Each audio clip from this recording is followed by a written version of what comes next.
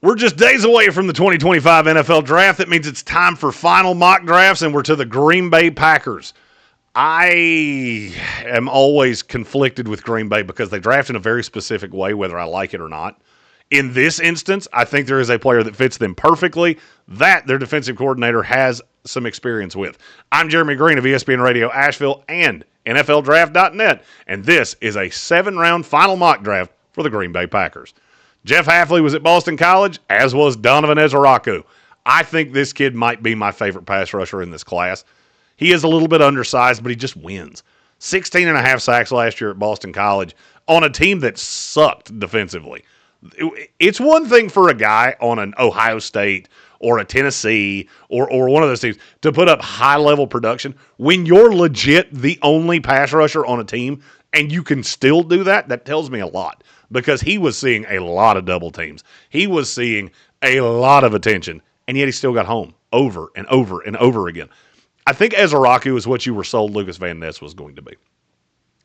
A guy that played at a lesser Power 5 school, not necessarily a power, but can absolutely get after quarterbacks at a super high level. Ezeiruaku also holds up in the run game really well. I think he will be a long-term edge rusher for the Green Bay Packers. He's a nice fit right here at number 23. 54, I had a receiver. Christian Watson's just a guy you can't trust. At this point, he's hurt so damn often that you have to be looking at somebody that can play on the outside and really treat Watson as found money. Because it seems like every time you think he's turned a corner, he immediately gets hurt. So I go Tory Horton, wide receiver out of Colorado State. Inside, outside flexibility, can play in the slot, can play on the outside. He just wins. And when you watch the tape on him, he's almost kind of hard to explain because it's so subtle. I didn't think he was super straight line fast. Then he ran faster at the combine than I ever thought he would. And it made me like him even more because I thought he was winning in spite of not having elite speed. Now we just have to get the play speed to the time speed. And if you do, this kid could be one of the steals of the draft. He's one of my favorite receivers in the class. Green Bay gets him here at 54 in the second round. 87, I have not had the opportunity to take a corner yet.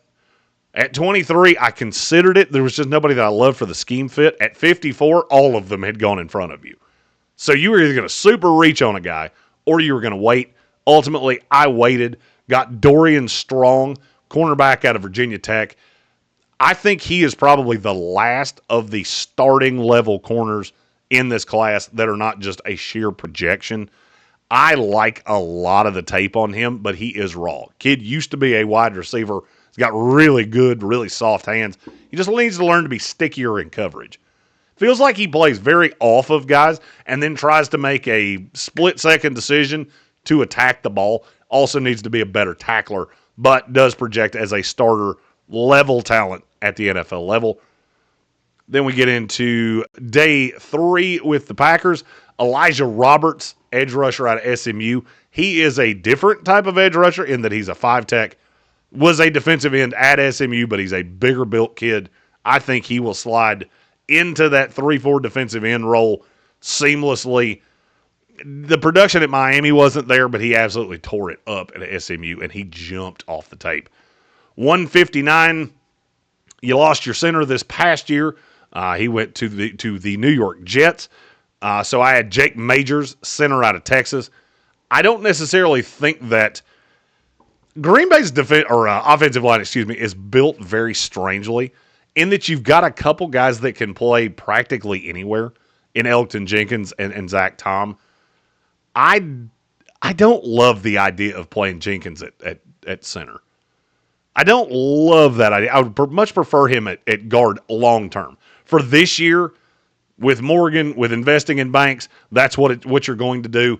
I'm not sure that ultimately the solution is not to slide Zach Tom over to the left side, put Jenkins on the right side, or even Jordan Morgan on the right side, and then play Jake Majors at center. Center gets very clustered after Jared Wilson. Wilson distanced himself. Then you get a lot of guys like Majors, Seth McLaughlin from Ohio State. There are a lot of them. I think Majors might be the safest of the bunch, and he's a very Green Bay Packery type of selection. Riley Mills, defensive tackle out of Notre Dame, in the 6th round at 198. He's not a high-level tape. Notre Dame's got a handful of defensive players that played on the defensive line that I think are either going to go very late in this class or maybe as priority undrafted free agents. None of them jump off the tape, but I know they're all going to be usable pieces in the league. Mills is one. Howard Cross is one. They don't shine, but I think they definitely have a role in the league. And getting one here at almost 200, good value for Green Bay. Then 2 popular players in the process that have both been attached to Green Bay. Dalton Cooper, offensive tackle out of Oklahoma State, and Jason Marshall Jr., cornerback out of Florida. Cooper is a raw kid that I think you want to put him in mothballs for maybe 2 full years in the hopes that down the line he turns into a legit player. Hide him on the practice squad. Probably have to be up as a swing because there are a lot of teams that really like him. Jason Marshall Jr., the tape was just bad last year. The year before that, he projected as a top 100 selection. Just kind of fell off a cliff this past year. Green Bay Packer fans, do you like this draft? Do you hate this draft? Are there players you just like to talk about with Green Bay? Throw those in the comments. I answer all of those. I will try to get to all of them before Thursday. We will be live for every pick of the 2025 NFL Draft in Green Bay, Wisconsin. We're coming to your town. Speaking of which, if you know places to eat, I've gotten really bad intel there. I don't know where to eat in Green Bay. I need to know somewhere that I can get the best cheese curd. I love cheese, and this is the land of cheese, and I need some. Subscribe to the channel for all of our content and to be alerted every time we go live, including 400 times over the next week with the 2025 NFL Draft. I'm at ESPN Draft Nerd Jeremy Green. Find me there on Twitter. This has been a full 7-round mock draft for the Green Bay Packers.